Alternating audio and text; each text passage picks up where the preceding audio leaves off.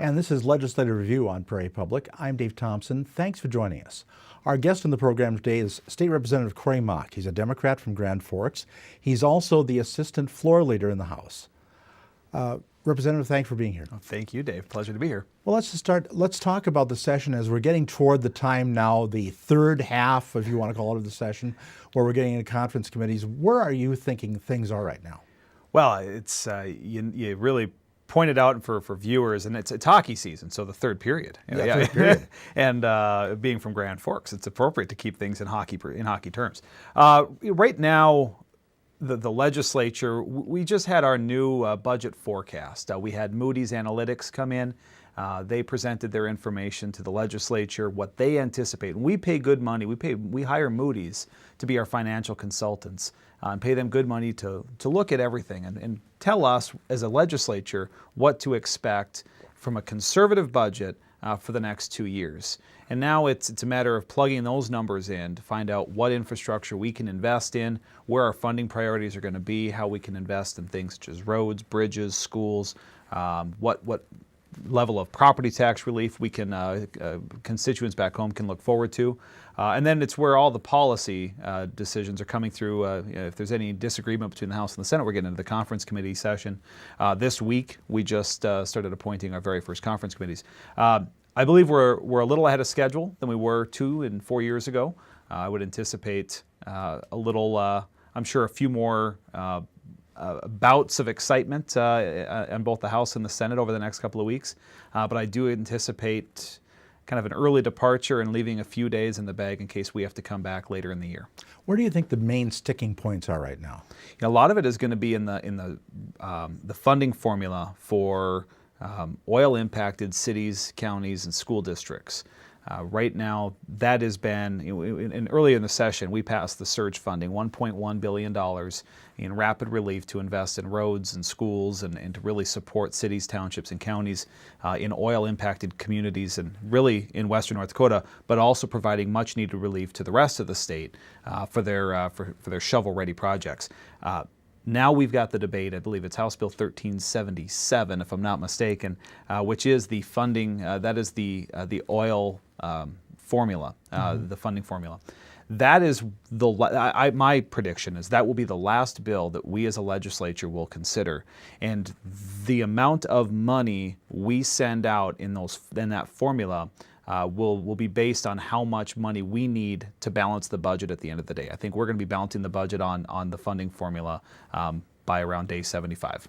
Now that's interesting because I've heard a lot of complaint from the local subdivisions saying, why are you balancing the budget on this formula bill? And I don't believe it's the best form of policy. In fact, if you look at the budget forecast, I think we're taking a conservative approach to a very conservative forecast. I think we're really drilling it down to the lowest possible amount of revenue that's even conceivable. Moody's Analytics comes in and they give us a very conservative budget forecast. We have asked for them to be more conservative than they would even prefer. You're going to, I believe, at the end of this next biennium, we're going to have a surplus, a significant surplus, a carryover balance that will be spent in the 17-19 biennium. I don't think that it's wise that we're balancing the state's budget on the immediate needs for our counties, for our communities. As you mentioned, the floor leader in my party and the Democratic floor leader, Representative Kent Nonstead, represents Parshall, Montreal County area. He has come in and spoken numerous times about the need to adjust that funding formula, put more of the dollars generated in oil-impacted counties and keep that money there for them to address the needs as they arise. There is talk about that formula, and we might as well say that the current formula is 75-25, with 75% going to the state, 25% back to the local subdivisions. The proposal coming from the governor and from some Western lawmakers was a 60-40 plan, right. 60% back to the local counties and cities, and 40% to the state. Now the House went a 70-30 plan, 70% to the state. Right. And there seems to be agreement now among the majority leaders that the 70-30 plan is going to go forward, and then now they're talking what they're moving the furniture around in the bill. Right, and our what we're going to be proposing in the appropriations is an amendment that would take that 30% and keep it at 30 if we continue to see oil prices stay below the trigger threshold. You know, if we're going to see activity, the number of drills that are working in western North Dakota continue to decline, it's probably poor policy to come in and say we need to eliminate more of that revenue. And what I'm expecting is an amendment that says if we average 1.2 million barrels per day for a month before February 1st of next year, that funding formula be increased. The local share goes from 30% to 40%. If they're having that sustained activity, then we come in and we offer them the need that they deserve. And that's the amendment. And then there's also going to be, in a proposed amendment, Representative Onset has been working on this tremendously over the last couple of weeks, that there is also a good portion of revenue available for non-oil producing counties, knowing that we as a state, many, we tongue in cheek, we describe North Dakota as one very large town with incredibly long roads. We're all in this together. And what happens in Watford City, Williston, Ray, Tioga really impacts our Ward County friends, Burley County, all the way out to Grand Forks and Cass County. We're in this together, and we want to make sure that all of those infrastructure needs are met. And I think that there's a good opportunity to find that balance if and when oil productivity jumps up again to that 1.2 million barrels a day. Do you think there's an appetite among the majority party for this kind of trigger? There's certainly pressure back home. A lot of cities and counties they're looking to see a trigger. They want to see the state step up. I think there was a promise made over the last several months that we as a state were going to invest more in those communities. The Senate Majority Leader was a strong advocate. Senator Rich Wardner from the Dickinson area came out and proposed a larger share of the oil revenue to western counties, western communities. We need to hold true to that promise as best as we can. 30% local share is a modest improvement. I would expect a trigger to be well received. I hope it would be well received, knowing that we're basing that on high levels of productivity. And of course, triggers might be more popular than they have been in a while. That there's been all sorts of talk about contingency budgeting, and you're starting to see some ideas emerge on that. Not only in this oil tax distribution plan, but other things. I never thought I would hear the words trigger and contingency spoken more than I have this session. We have backup plans to backup plans in terms of funding, and the trigger mechanism is it's a really good safety valve to ensure if we meet that level of productivity, that the communities that really are bearing the brunt of oil and energy development are getting the resources they need. Well, you're on the Education Committee. Mm-hmm. I have to ask, what's the status of funding for K-12 education? Well, it's just passed out of our committee, and we sent it over to Appropriations, and we removed a sizable amount of the increases in that funding formula. And some of the areas, and it's a complicated funding formula. As a renowned journalist who covers the legislature every day, you've certainly studied this formula better than most. We realized that there was about $150 to $200 million in additional revenue that had to be removed. I opposed the amendment immediately, but it is a long dance. We're hoping to bring some of that money back in. We're seeing rapidly growing school districts that really need that assistance. Right now the state promises about 80% of the total funding for a local school district with these school distribution payments, the foundation aid. We'd like to see that increase in grants and additional support. We have ELL grants that were reduced. There's also that funding for smaller and more unique school districts. There were some of the line items that would increase the funding and help smaller contracting school districts meet the needs and really weather the ebbs and flows of our relatively volatile economy. It's interesting that you mentioned that because there's an intertwining between K-12 funding and property tax relief. So this is not, it's a couple of pieces and moving pieces of a puzzle. It really is. In fact, the state doesn't collect property taxes, and yet I think we're now 9 years ago, the state stepped into the property tax arena by taking an increased share in school funding.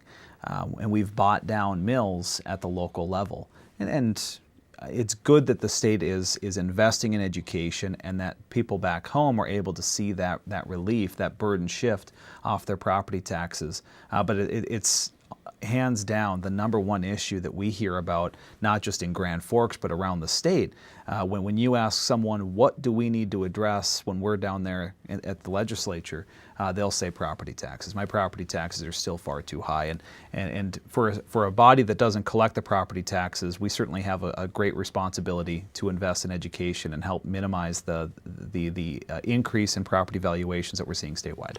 Well, one of the interesting things is school funding is a driver because up until several years ago, there was a goal of 70% state funding. Right. And at one point, it was probably less than 50% state funding. So there's a lot of property tax pressure there. But now you're talking about 80%. Right.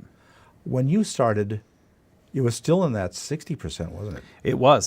This is my fourth legislative session, my seventh year serving, and you're right. When we came in, then it was Governor Hovind's budget was to bring the state share of education funding, K-12 education funding, up to that 70% threshold. And we refer to that as fully funded K-12 education. And now we're at the 80%. We're noticing that there are more ancillary needs in districts all across the state. Again, small districts, large districts. We as a state, actually, we don't pay for students that are in the seat at that moment. We reimburse based on last year's average attendance. So for a rapidly growing school district, you're educating and paying for the education of students that are there, and you don't have the money for them. And so we want to really address those issues in the formula. And, there's still some work to be done. It sounds like there could be some substantial work to be done. There may be. And what we don't address this session, I know that we're going to have that conversation considerably over the interim. And I would anticipate an education funding interim committee to really be reviewing how we fund and provide that distribution aid to our school districts when we do it and who we're paying for at any given moment. What about early childhood education? What is the status of that? Unfortunately, it hasn't gotten quite the support that it needs. There were two bills, one by Republican Senator Tim Flackel and Democratic Senator Phil Murphy, both to really invest in early childhood education. Both passed out of, passed out of the Education Committee on the Senate side, but only one made it through the Senate. Right now, the early childhood funding it's a grant program. It's really a voucher. It's currently for a low-income child who's 3 or 4, it would be $1,500 a year in eligible grants if they were to attend a certified program. It's $1,000 a year if they don't qualify for free and reduced lunch. There's still funding questions. It's a $6 million a biennium appropriation. North Dakota has really taken we've been very slow to the conversation about early childhood. States like Alabama are not exactly the state that you would look to as being the most progressive and aggressive in funding programs like early childhood, but they are light years ahead of North Dakota. We are one of the last states that don't invest in Head Start programs. As a state, I believe we have a responsibility to invest in children early and provide the adequate assistance that they need. But there is a bill about Head Start, too. There is. And that, again, part of the conversation, but really at the end of the day, everything is going to come down to the question of funding and our priorities. And I'm not quite sure where we are in the appropriation for any Head Start investment, but that's a monumental step if we go down that road. It could be said that every session comes down to money, but it seems like this session, it's almost everything is money dependent. It really is. And as I mentioned, this being my fourth legislative session, this is since 2009 has been the most difficult in terms of budgeting. There's just so many unanswered questions, so much uncertainty. And we're really basing our state budget on international politics. What is the global price of a commodity, and what international turmoil is affecting that price? It's amazing how so little is really in our direct control. Yeah, when you've got a commodities-based economy, which North Dakota really is, you've got oil and agriculture. Right. And both are a little bit weak right now. Right, and I've never. You find ourselves looking at the market prices probably more for being a person who doesn't own a combine and doesn't have an oil well. I think I spend more time on Bloomberg and watching and checking in with the stock prices and commodity prices. But it's an important piece of information. We need to know what the global market is, where these commodities are trading, because our economy right now is incredibly dependent upon commodity prices. So a lot of these things are going to fall together when you get a handle on it. But then again, given the volatility of things, that's why you're keeping a few days. Right. We absolutely need to keep a few days. And if it's 5 or a few more, half a dozen, in North Dakota, we have a constitutional max at 80 days. If we save a few, we can call ourselves back into session. And there's been a growing call to have shorter sessions and meet more regularly to respond to the changing prices and to our shifting economy. That's not happening this biennium, and I don't anticipate that to happen anytime soon. The governor can call us back into session for a special session if need arose, but even that has been, those calls have been unanswered in the past, despite rapidly changing economic situations.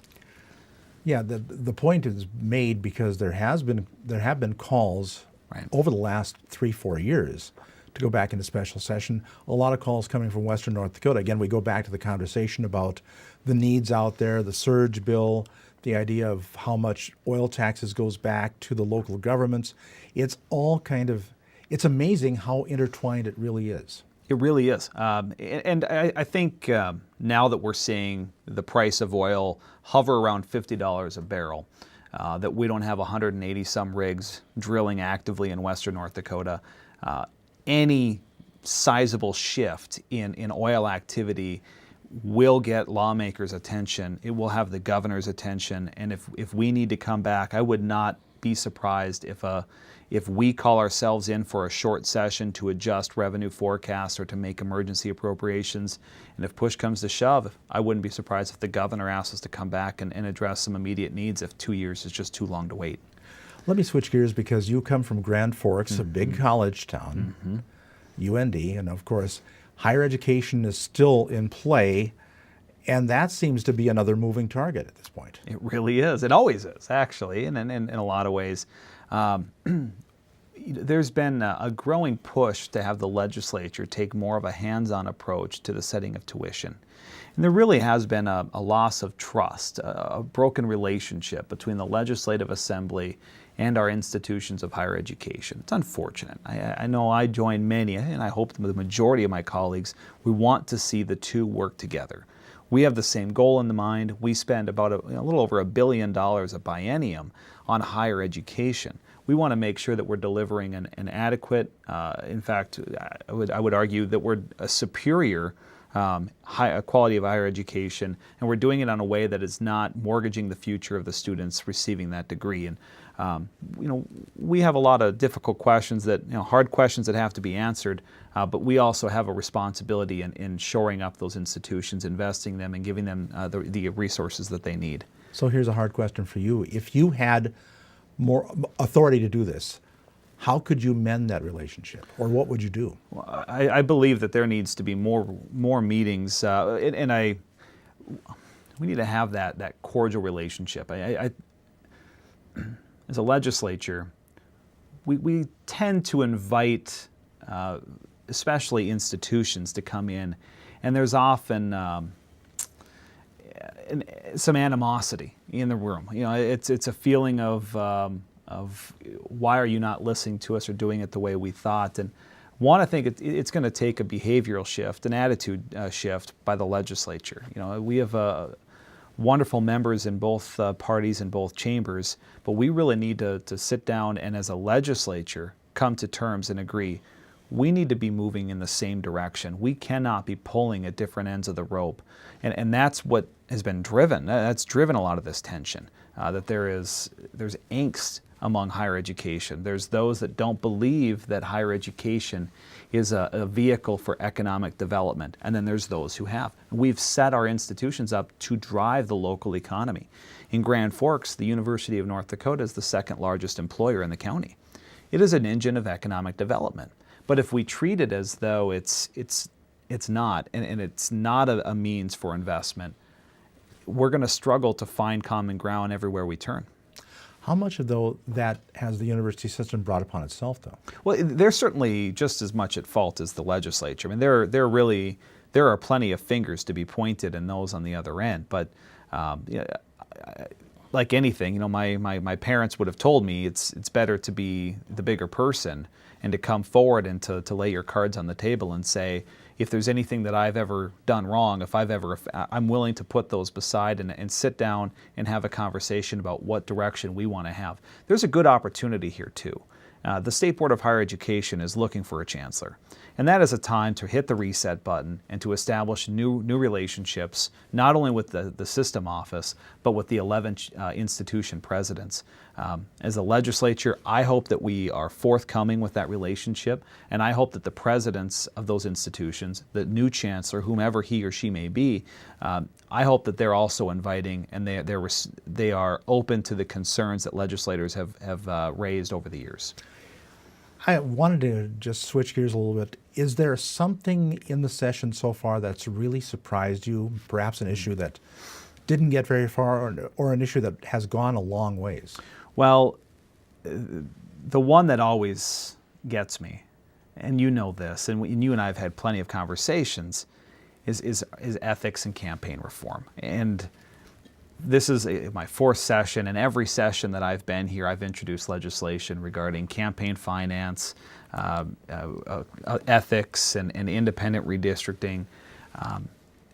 These are fairly important issues in our state, and many don't realize this. But as an elected official, when I run for office, and when anyone runs for office, they don't have to report how they spend their campaign dollars.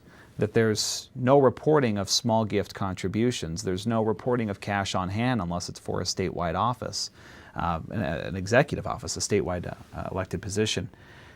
We have no ethics commission. We have no ethics committee. This past week, we debated a bill regarding massage therapists and talked about how they have an ethics board and how their grievances are aired. And it struck me that we were discussing the fees that a massage therapist has to pay to be a part of to be a licensed and practicing member in the state. And they have an ethics committee that oversees that. And we as a state, as a legislature, as a governing body, refuse to adopt an ethics committee or commission. I've always found this fascinating that we're so afraid of having some level of oversight for ourselves when we're managing a multi-billion-dollar budget. We have campaigns that are 6 figures in size. I think it's time that we do something about that. Yet the resistance seems to be, at least on the surface, that we are a citizen legislature, we don't need this. And that's the argument I always hear. And again, this is where the surprise comes in. I think we need it just as much. In fact, I think that means we need it more. We have no staff. We have 80 days, essentially 4 months, before we take a 20-month hiatus to do our business, and we rush everything. Every bill gets a vote, and that's a wonderful part. Anyone can testify. We, in a matter of 80 days, are expected to become experts on a plethora of topics. We rely on industry professionals, on associations and lobbyists to get us the information we need to make sound decisions, and yet we're timid when it comes to the idea of oversight and ethics. So I'm assuming that if you stay in the legislature, you're going to try this again. You can probably bet whatever you have in your left pocket that I would be, if I'm around for the 2017 Legislative Assembly, for the 65th Legislative Assembly, that there will be a bill introduced with my name on it. But I assure you, whether this is a topic that is not going away, and more people are raising it. More legislators are becoming aware of it. I think that the momentum is building, and it's building faster than it was when I first was elected 7 years ago. We have a few minutes left. I have to get to this question. Since you represent Grand Forks and UND, are you going to weigh in on the nickname? I've thought about this a lot, and my wife and I have sat down having supper. We've talked about this. My wife is a Cobber. And I've always been impressed with the strength of their alumni. And I thought that this, for those that really appreciated and loved the previous name, this is a rallying opportunity to get alumni engaged. But my creativity side is running low, and we've jotted down a few ideas. But honestly, I think we're gonna see what ideas come forward. I don't know that I have anything that's so earth-shattering that's going to be making headlines anytime soon. I will say that there is a lot of people wanting to see Rough Riders, Flicker Tales, and those that want to just leave it at North Dakota. And those three are the biggest ideas, the suggestions that I'm hearing the most regularly back home. And I think those three are going to be weighed some way or the other before the end of the conversation. All right. Well, thank you very much for being here today. Always a pleasure, Dave. Our guest on the program, State Representative Corey Mock, Democrat from Grand Forks. He's the Assistant House Democratic Floor Leader. For Prairie Public, I'm Dave Thompson.